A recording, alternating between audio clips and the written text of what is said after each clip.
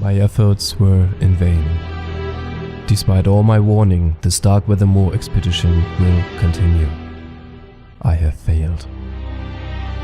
Our journey into the endless ice was filled with the excitement of our whole expedition. We were determined that we would make the discovery that would finally make all of us famous in the world of science.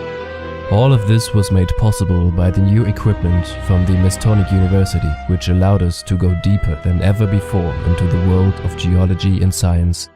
When we reached the camp, we immediately assembled the planes to scout around the area. After a couple of days, Lake, our biologist, me and a couple of people from the university wanted to fly eastward to set up another camp. Our first attempts failed, but eventually we went 500 miles east and set up our new sub-base. From there we started discovery flights to take a look at our surroundings. I stayed at the camp and after 2 hours I got a call from Lake.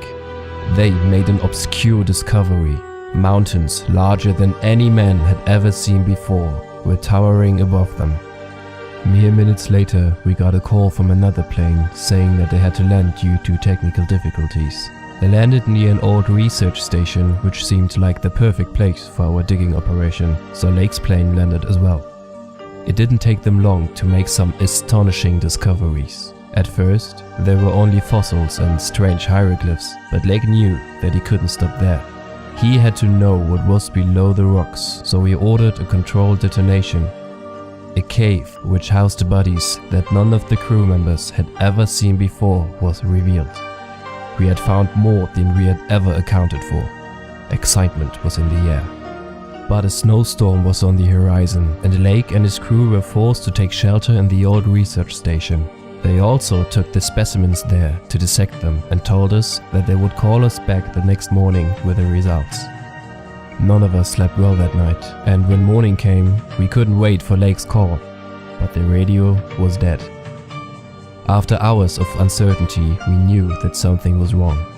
Danforth, one of the interns at the university, and me took the last remaining plane to have a look at the station. When we reached the house, I had a strange feeling. I didn't really know what to make of all this, but when I saw the dead bodies of the dogs outside, I knew this wouldn't be like any of my previous expeditions.